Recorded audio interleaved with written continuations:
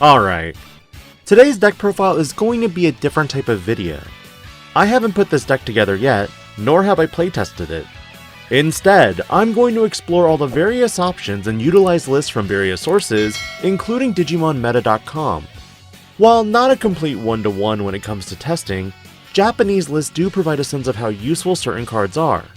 With how North American formats tend to be, this could very well be an indication of cards to not use as well.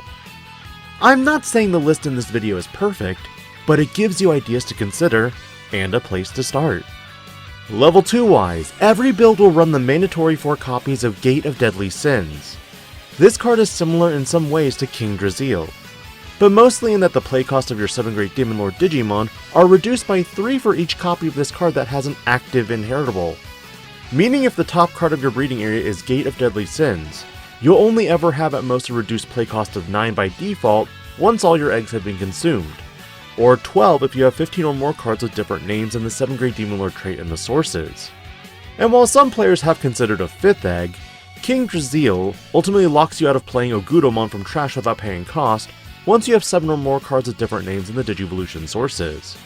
Because even if this is the first egg you flip, Ogudomon is only avatar trait, meaning that reduction cost never goes into effect.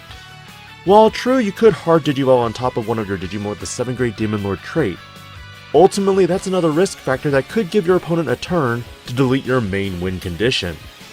The other option could be Mother D Reaper, but honestly for the sake of speed and consistency, keep it to 4 Gate of Deadly Sins. Level 3s, there are a few things you can run. On one end of the spectrum, you could run cards like Sister Mont Blanc purely for the trashing of a card in your hand and drawing 2. In some ways, this card can unbrick your hand and set up your trash. The other option is Lucemon, who can start with main and on play, reveal the top 3 and add 1 card with the Angel, Archangel, 3 Great Angels, or 7 Great Demon Lord trait before trashing the rest. And at the end of your turn, once per turn by placing one of your other level 6 Digimon on top of your security stack, you may Digivolve into Chaos Mode from trash without paying cost. One thing that definitely came up for me when crafting this deck was the problem of floodgates. Let's assume your opponent has you choked at 1 memory and they have a floodgate that's like Solarmon or Gatsumon. Is it necessary to run counter floodgate cards? Cards like Elecmon, or even option cards like Death Claw. Of all the cards in the deck, Lucemon is probably the start of the counter play. But if you've got 2 memory, the convenience of some of the Demon Lords can definitely help you out. For the 7 Great Demon Lords, the sole level 4 you might find yourself running is Raremon. Some builds may opt for the Eismon Scatter mode as another level 4, but Raremon's the immediate 4 of. Your lower end is all about setting up the trash as quickly as possible. Level 5s, it's all the Lucemon Chaos modes. While you could run the newest Lucemon Chaos mode only, I do think having at least one of the old variant helps with targeting something, as the newer one gives your opponent the choice. But for its all turns effect, the newer one is beastly at setting up another 7 Great Demon Lord from the trash, again, pending no floodgates. For the level 6s, you run a slew of different 7 Great Demon Lord trait Digimon, each with purpose, though some 1 text for different names while running others because they're actually good.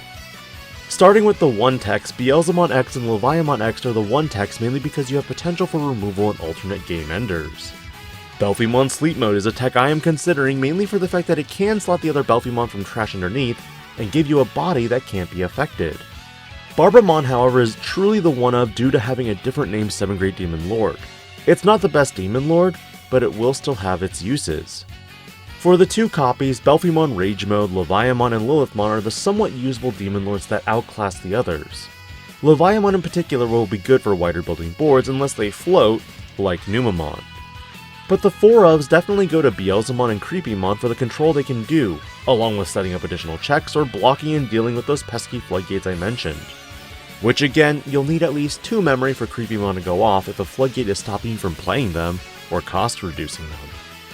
Ogudomon is the sole level 7 of the deck, being able to, when Digivolving, and when attacking, place up to 7 cards with different names and the 7 Great Demon Lord trait from your trash as this Digimon's bottom Digivolution card.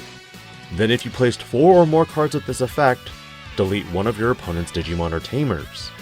Simultaneously when attacking by returning 7 cards with different names and the 7 Great Demon Lord's traits to the bottom of the deck, delete 7 of your opponent's Digimon or Tamers, then trash 7 cards from your opponent's security stack. For each card you deleted by this effect, reduce the card's trash by 1. This is the big game finisher where if you have this set up just right, you can win the game here. With the bulk of the deck trying to keep your opponent's board minimum, you can see why the removal and control elements are important. While you could run another level 7 like Ruin Mode or DEathXmon, my question is, why? These cards largely deter you from your endgame strategy. As for options, again, 1 text for 7th Volt Cluster and 7th Lightning for the respective X-Antibody Digimon. Mist Memory Boost at 2 or 3 copies because this deck does not run Tamers, and the extra memory can be useful at times.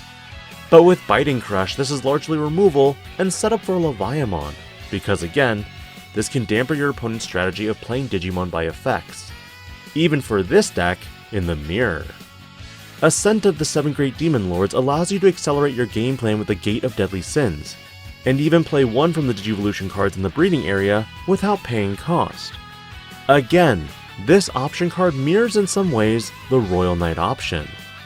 But the final card to go over for this deck is largely going to be Rival's Barrage. This doubles as amazing in removal against the Ace Digimon that can pop out, and when trashed via effects of so many purple cards off the top of the deck can pull back a purple Digimon card that you may need. And again, while this deck is going to be very popular, I can't help but wonder if Floodgates could absolutely hose this deck's strategy. But to be fair, decks when looking at a lot of the current meta contenders, Numemon is one of the few that has the opportunity to up their Chikurimon count and continue choking memory to prevent play cost reduction. Yellow Vaccine could be using cards like Pillowmon as well. But generally, this deck has a lot of avenues for construction, and I hope going through some of the primary cards for building this helps you building your own variant. Remember, my intent isn't to give a perfect deck list by any means, but rather, provide you a baseline to start. What are you going to change, and are you going to be playing the 7 Great Demon Lords? Or will Slime continue to reign supreme? This is DIGI-PANDA, logging out.